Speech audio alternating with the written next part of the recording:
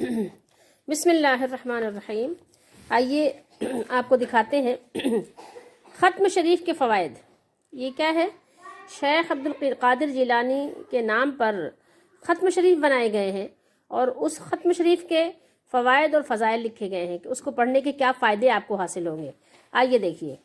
اس ختم مبارک کے یوں تو فائدے بے شمار ہیں مگر با اختصار یہاں لکھے جاتے ہیں. با اختصار کیا مطلب؟ یعنی تھوڑا تھوڑا سا لکھا جاتا ہے، یعنی شارٹ کٹ کر کے، مختصر کر کے. ٹھیک ہے، با اختصار. ٹھیک ہے، کیوں؟ ظاہر ہے زیادہ ہوں گے تو پڑھنے میں لوگوں کو دشواری ہوگی. یہ بتا رہے ہیں یہ ساری باتیں یا تو شرک ہیں، یا تو کفر ہیں، یا تو بدعت ہیں، یا تو فضول ہیں. اتنی بات آپ جان لیجئے گا. جو بھی اس کو پڑھے گا اسی گروہ میں شامل ہوگا، یا تو بدعتیوں کے گروہ میں شامل ہوگا، یا تو وہ کفر کرنے والوں میں شامل ہوگا، یا تو وہ کس میں شامل ہوگا؟ شرک والوں میں شامل ہوگا. اس میں شرکیہ اشعار بھی ہیں، شرکیہ چیزیں بھی ہیں. ٹھیک ہے، اور پھر فضول تو وقت کو برباد کرنا اور اللہ تعالیٰ سے غافل ہو کر اللہ کے بندوں کا غلام بننا. ٹھیک ہے. نمبر 1، جو شخص اس ختم شریف کا ہمیشہ ورد رکھے اس کے دل کے تمام مقصد پورے ہوں گے. اللہ پر جھوٹ باندھنا ہے کیسے؟ ایسا ممکن نہیں ہے. ایسا ممکن نہیں ہے.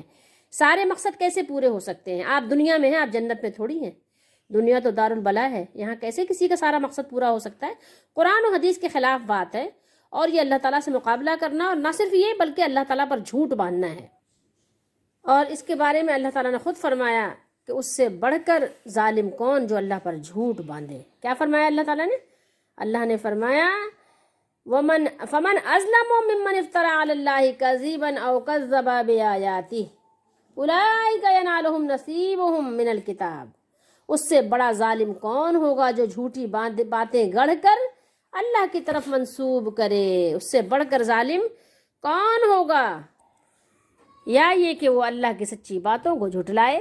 ان دونوں صورتوں میں وہ ظالم ہے اور سب سے بڑا ظالم ہے. ٹھیک ہے، اس سے بڑھ کر کوئی ظالم نہیں ہے. استفہام ہوتا ہے نا جب، یا تو اقراری ہوتا ہے یا انکاری ہوتا ہے. ٹھیک ہے. اچھا، تو یہ اللہ تعالیٰ نے کہاں فرمایا ہے؟ سورہ اعراف میں فرمایا ہے. آپ وہاں پر یہ آیات مبارکہ دیکھ سکتے ہیں. اس سے بڑا ظالم کون ہوگا، یعنی اس سے بڑا ظالم کوئی بھی نہیں، سب سے بڑا ظالم وہی ہے. فمن ازلم ممن افترى على الله كذبا او كذب بآياته. ان آیات کو ہمیشہ اپنے ذہن نشین رکھا کریں. یہ ساری باتیں اللہ پر جھوٹ گڑھنا ہے. نمبر 2 آئیے، کیونکہ کہیں پر اس کا تذکرہ نہیں ہے نا. قرآن و حدیث میں جس کا تذکرہ نہ ہو، جو 500 سال بعد 600 سال بعد، یا چلیے صحابہ کرام کے زمانے کے بعد ہی جو اس طرح کی باتیں کرنے لگ جائے، اس کو جان لیجئے کہ وہ شیطانی مشن کو آگے بڑھا رہا ہے. تو نمبر 2 کیا فرمایا؟ جو بعد نماز پڑھے گا. ٹھیک ہے، جو بعد نماز پڑھے گا سارا دن خیریت سے اور خوش خرم گزرے گا.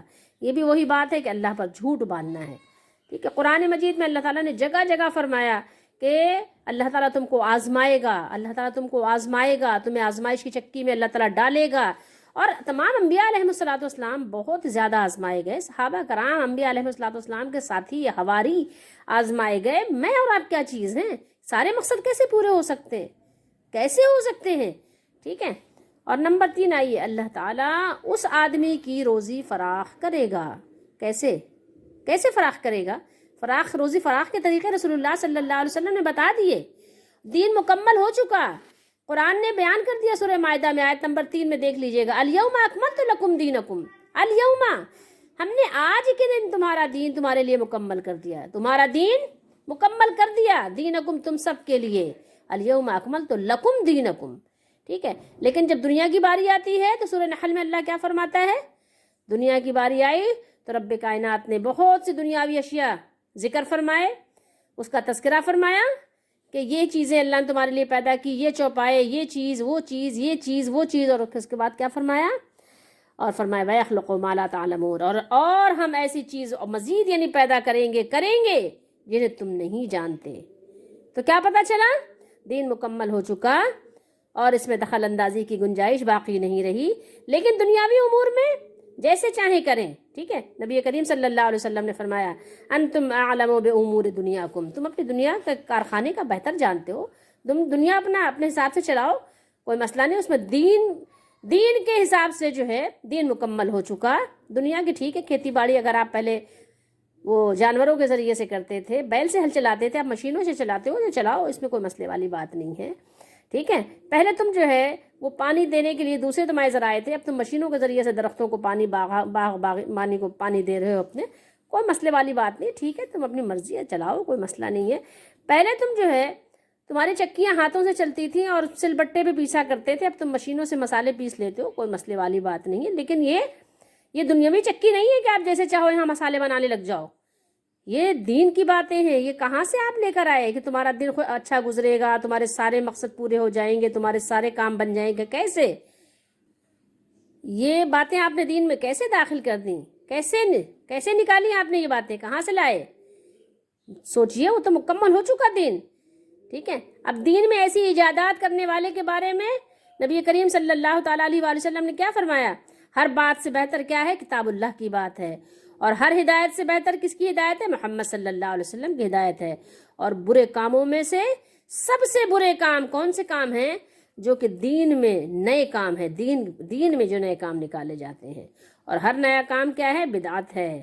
آپ دیکھ سکتے ہیں مسلم شریف وغیرہ حدیث میں آپ کو یہ چیزیں ملیں گی, کہ بخاری شریف میں آپ کو یہ حدیثیں ملیں گی. اللہ تعالی ہم سب کو ہدایت دے, سمجھنے کی توفیق دے. آئیے دیکھتے ہیں نمبر 4. یہاں روزی کی بات ہو گئی. اللہ نے فرمایا کہ اللہ جس کی چاہتا ہے روزی تنگ کرتا ہے, اور جس کی چاہتا ہے روزی فراخ کرتا ہے. ٹھیک ہے, یرزق من یشاء بغیر حساب, اور جس کو چاہتا ہے بے حساب دیتا ہے, بے گنتی دیتا ہے. نمبر 4, جو شخص اس ختم مبارک کو پڑھے وہ شخص کسی کا محتاج نہیں ہوگا. کس لکھا ہے یہاں پہ, لیکن یہ ہے کسی کا محتاج نہیں ہوگا. ٹھیک ہے, کیسے پتہ چلا کسی کا محتاج نہیں ہوگا؟ کیسے پتہ چلا؟ کہاں سے آئی یہ بات؟ بھائی؟ اللہ تعالیٰ تو ظاہر آزمائے گا. وَلَنَبْلُوَنَّكُمْ بِشَيْءٍ مِّنَ الْخَوْفِ وَالْجُوعِ وَنَقْصٍ مِّنَ الْأَمْوَالِ وَالْأَنفُسِ وَالثَّمَرَاتِ وَبَشِّرِ الصَّابِرِينَ. سورہ بقرہ آپ نے نہیں پڑھا؟ وَلَنَبْلُوَنَّكُمْ, یہ الفاظ کیا بتا رہے ہیں؟ پہلے لام ہے, بعد میں نون مشدد ثقیلہ ہے. وَلَنَبْلُوَنَّكُمْ بِشَيْءٍ, اللہ تعالیٰ تمہیں ضرور آزمائے گا. پہلے لام آیا ضرور, آئندہ جو بعد والا لفظ کے آخر میں کیا آیا؟ نون مشدد, جو ثقیلہ ہم کہتے ہیں جس کو, نون ثقیلہ. تو کیا ہے؟ دونوں علامتیں کیا بتا رہی ہیں؟ ضرور تمہاری آزمائش ہوگی, تم بلا میں ڈالے جاؤ گے. وَلَنَبْلُوَنَّكُمْ, تم سب کو اللہ بلا میں ڈالے گا, مشکلات میں ڈالے گا, آزمائش میں ڈالے گا, فتنوں میں ڈالے گا. کیسے؟ ضرور ڈالے گا, لازمی ڈالے گا, یقیناً ڈالے گا.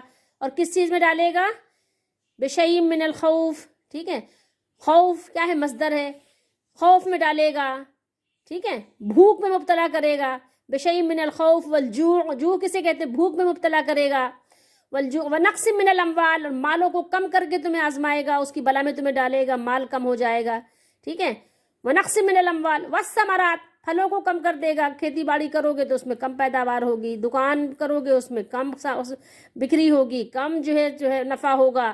ٹھیک ہے, ونقص من الاموال. تو اب بتائیے, یہ آزمائش اللہ تعالیٰ نے چیلنج کیا, آزمائے گا مسلمانوں کو. تم کہہ رہے ہو کہ جو ہے اس کی روزی فراخ ہو, کسی کا محتاج نہ ہو, فلاں ہو, ڈھمکا ہو, کیسے؟ پھر اس کے بعد آئیے, عامل کے دشمن ذلیل و خوار ہوں گے. یہ جو عامل کس کو کہہ رہے ہیں؟ عمل کرنے والا, جو ان چیزوں پہ عمل کرے گا, جو یہ ختم پڑھے گا. شیخ عبد القادر جیلانی کے یہ کیا کہنا ہے, ختم شریف کے جو ہے فوائد میں سے ہے, جو اس کو پڑھے گا, اس ختم کو, آگے دیے ہوئے ختم کو, تو کیا کہہ رہا, اس پڑھنے والے کے دشمن کیا ہوں گے؟ ذلیل و خوار ہوں گے. دشمن ذلیل و خوار ہوں گے, تمہیں کیسے پتا چلا؟ بتاؤ نا, بتانا پڑے گا. نمبر 6 کیا کہہ رہے ہیں؟ کیسی ہی مشکل پیش آئے, یا کسی معاملے میں گرفتار ہو گیا ہو, یا قرض دار ہو, یا بیمار ہو, یا کسی وجہ سے لاچار ہو گیا ہو, ان تمام باتوں کے لیے کیا ہوگا؟ بہت مفید ہے. کیا ہے؟ بہت مفید ہے, فائدہ مند ہے, بہت مفید ہے. یہ وظیفہ کب آیا؟ 500 سال بعد ایک بندہ پیدا ہوتا ہے, اور پھر ظاہر ہے کہ اس کے نام کے وظیفے میں اتنی برکت آ گئی. کس نے بتایا؟ یہ نبی تھے. آپ ان کو نبی مانتے ہیں؟ ان کے پاس اللہ تعالیٰ کی طرف سے خبریں آتی تھی. کیسے یہ باتیں آئیں؟ بتانا پڑے گا. نمبر 7 کیا کریں؟ زیارت کا طلبگار بعد نماز تہجد بروئے بغداد. کہاں پہ؟ بروئے جانتے ہیں؟ بروئے کا مطلب ہے بغداد کی طرف, یا بغداد کی طرف منہ کر لے, اپنا چہرہ کر لے. رو کہتے ہیں چہرے کو, یہ فارسی کا لفظ ہے. بروئے یعنی بغداد کی طرف. بغداد کے ساتھ شریف لگا دیا, شریف اس لیے لگا دیا کہ یہاں پہ ان کے پیر رہتے ہیں. تو اس لیے کہہ رہے ہیں بروئے بغداد شریف پڑھے، بغداد شریف کی طرف منہ کر کے کہہ رہے ہیں تہجد کی نماز کے بعد زیارت کا طلبگار، جس کو زیارت کی طلب ہو کہ شیخ عبد القادر جیلانی کی زیارت ہو، ان کی زیارت ہو نہ ہو، شیطان کی زیارت تو ضرور ہو جائے گی تمہیں. جو اس طرح سے کرو گے نا دین میں حرکتیں، تو شیطان تو ضرور تمہیں خوبصورت لباس میں جبے قبے پہن کر تمہارے خواب میں ضرور آ جائے گا. زیارت کا طلبگار بعد نماز تہجد محنت بھی کی، اور کیسی محنت کی، بروئے بغداد شریف پڑھے تو اس کو زیارت بھی نصیب ہوگی. زیارت کا طلبگار وہ یہ کام کرے.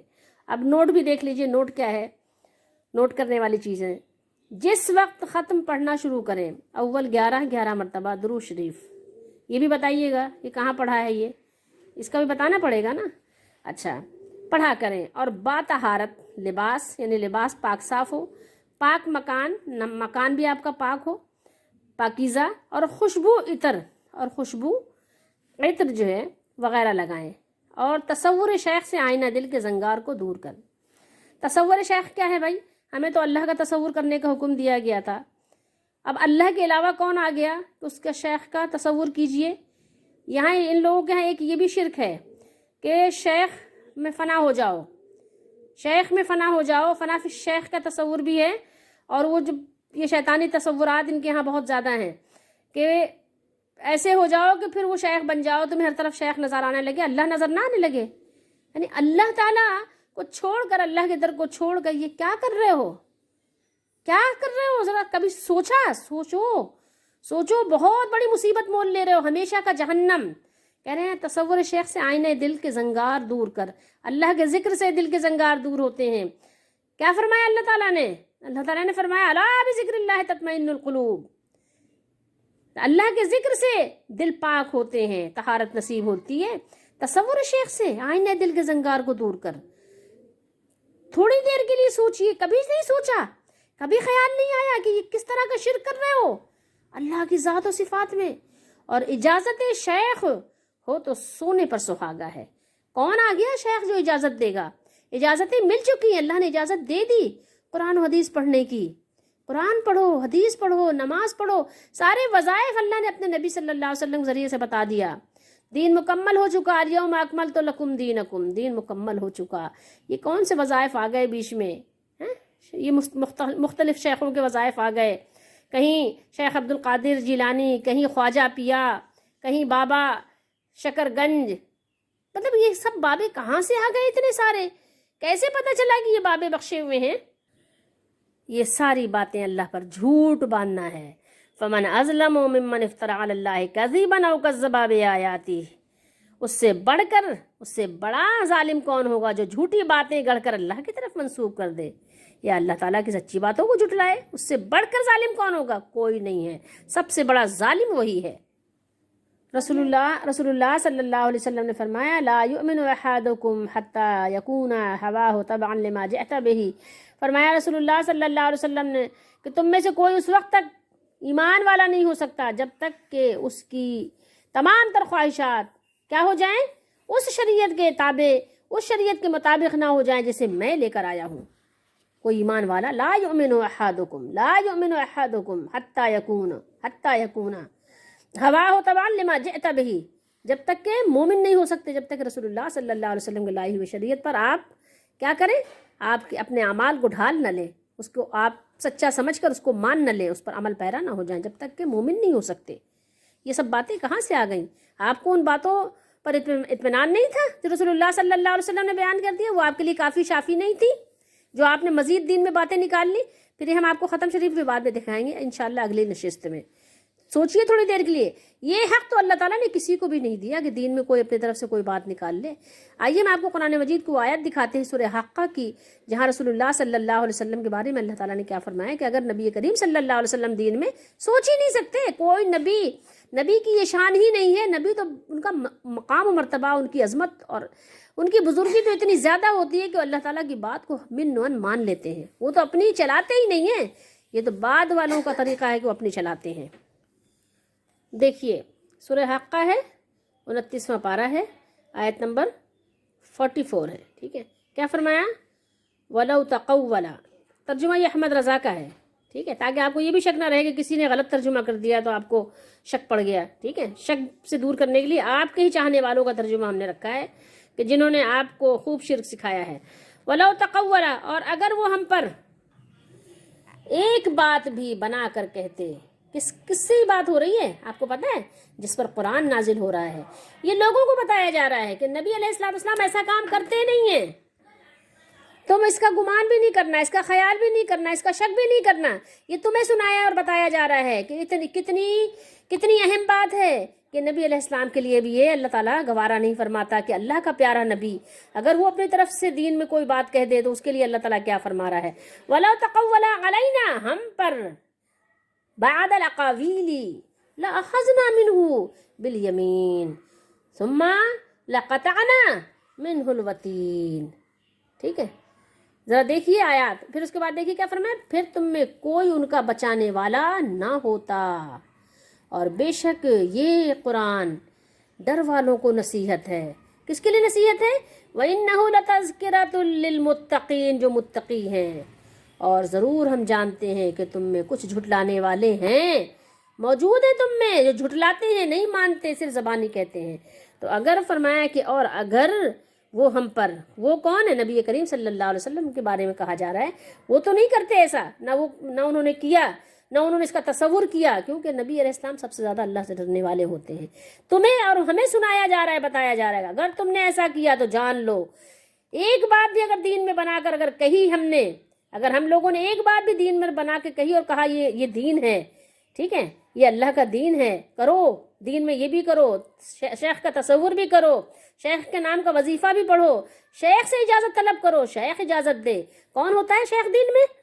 ایک بات بھی اگر بنا کر کہی، ایک بات بھی بنا کر اگر کہا یا کہی، ٹھیک ہے، جو کہہ چکے یا جو کہیں گے، ضرور ہم ان سے بقوت بدلہ لیتے. بقوت اللہ تعالیٰ بدلہ لے گا، بقوت، تھوڑا بہت نہیں کہ تھوڑا سا لے لیا، ایک چماٹ مار دیا، ٹھیک ہے، ایک تھپڑ نہیں، بقوت اللہ بدلہ لے گا. ڈرو اس دن سے. دنیا میں ہو سکتا ہے کہ آپ کو مہلت موقع مل بھی جائے، مرنے کے بعد نہیں ملے گا. ضرور ہم ان سے بقوت بدلہ لیتے، اللہ تعالیٰ ضرور بدلہ لے گا. پھر کیا کریں گے؟ پھر اللہ تعالیٰ نے فرمایا پھر ان کی کیا کرتے؟ رگے دل کاٹ دیتے. کیا کرتے؟ رگے دل کاٹ دیتے. ثم لقطعنا منہ الوتین، احمد رضا ترجمہ کر رہے ہیں. رگے دل کاٹ دیتے. دین میں اگر کوئی ایک بات اللہ تعالیٰ کی طرف سے کہتی، جھوٹی بات کہ یہ دین ہے، دین اللہ کا ہے، للہ الدین الخالص، دین اللہ کے لیے خالص کرو، تو اللہ تعالیٰ فرمائے رگے دل کاٹ دیتے، کچھ اور نہ کاٹتے، رگے دل کاٹ دیتے. یہاں دیکھیے حاشیہ بھی انہوں نے ڈالا ہوا ہے، میں حاشیہ بھی آپ کو دکھا دیتی ہوں. 48 ہے، 48 کا حاشیہ بھی دیکھ لیجئے. دیکھیے میں آپ کو دکھاتی ہوں. 48 نظر آ رہا ہے آپ کو؟ یہ جو ہم نے نہ فرمائی ہوتی تو، یعنی جو بات اللہ تعالیٰ نے نہ فرمائی ہوتی تو پورے صحیح سے وہ بھی نہیں کرتے تاکہ کئی بندے سمجھ نہ جائیں نا، گمراہ کرنا جو ان کو ہے. یہ حاشیہ نعیم الدین مراد آبادی کا ہے. کہہ رہے ہیں کہ اگر تو یہاں پر حاشیے میں کیا ڈالا ہے؟ جو ہم نے نہ فرمائی ہوتی تو. اگر اللہ تعالیٰ نے کوئی بات نہیں فرمائی اور اگر نبی علیہ السلام اپنی طرف سے کوئی بات کہتے ہیں تو یہ کہہ رہے ہیں جس کے کاٹتے ہی موت واقع ہو جاتی ہے.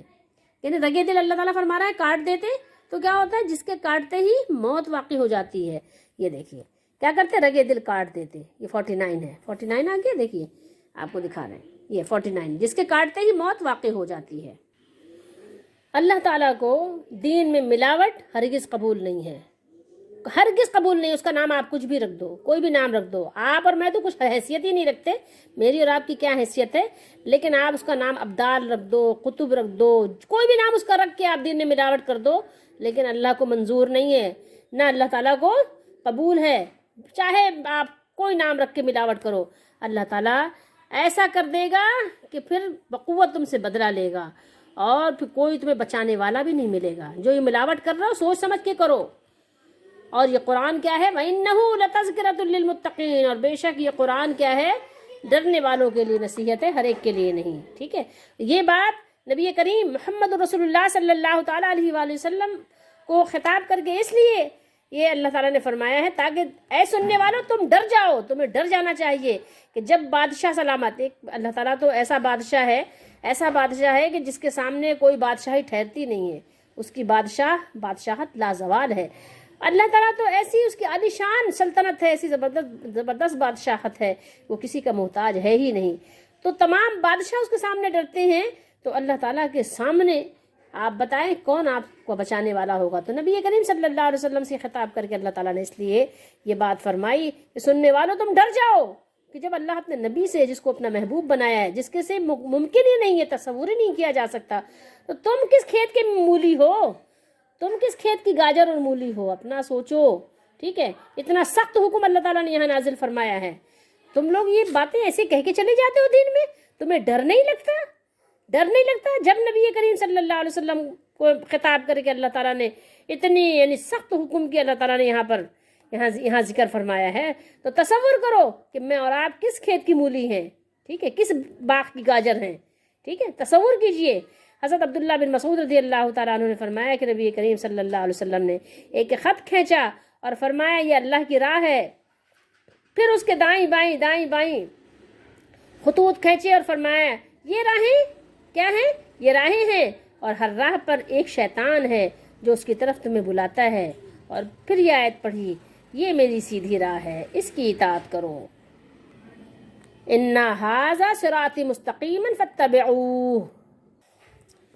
بہرحال میری آپ سے یہی ریکویسٹ، یہی التجا التماس ہے کہ یہی دعوت ہے، یہی دین کی طرف بلانا ہے کہ اللہ سے توبہ کرو، ان تمام باتوں سے اور رجوع اللہ ہو جاؤ، اور کہو انا صلاتی و نسکی و محیایا و مماتی للہ رب العالمین لا شریک لہ وبذالک امرت وانا اول المسلمین۔ سورہ انعام میں اللہ نے فرمایا، اور آپ کہہ دیجئے بے شک میری نماز، میری قربانی، میری زندگی، میری یعنی میرا جینا اور میری موت اور میرا مرنا اللہ رب العالمین کے لیے ہے، کسی اور کے لیے نہیں ہے، اس کا کوئی شریک نہیں، اور مجھے اسی بات کا حکم دیا گیا ہے، اور میں اس کا سب سے پہلا، میں کون ہوں؟ اور میں سب سے پہلا مسلمان ہوں، سب سے پہلا فرما بردار ہوں، سب سے پہلا اطاعت کرنے والا ہوں، فرما برداری کرنے والا ہوں۔ فَصَلِّ لِرَبِّكَ وَانْحَرْ، پس تم اپنے رب ہی کے لیے نماز پڑھو اور قربانی دو، ٹھیک ہے؟ کیا کرو؟ اپنے رب کے لیے نماز پڑھو اور اپنے رب کے لیے قربانی دو۔ اللہ ہم سب کو توفیق عطا فرمائے، اور اسی کے نام کا وظیفہ پڑھو، کبھی پڑھو یا اللہ، کبھی پڑھو یا رحمان، کبھی پڑھو یا رحیم، کبھی پڑھو یا کریم، کبھی پڑھو یا سلطان، کبھی پڑھو یا دیان، کبھی پڑھو یا رحمان، اسی کے اچھے اچھے سارے نام ہیں، سو پڑھو تم اپنے رب کے نام اور اسی کی بندگی کرو، اور اس کا کوئی شریک نہیں۔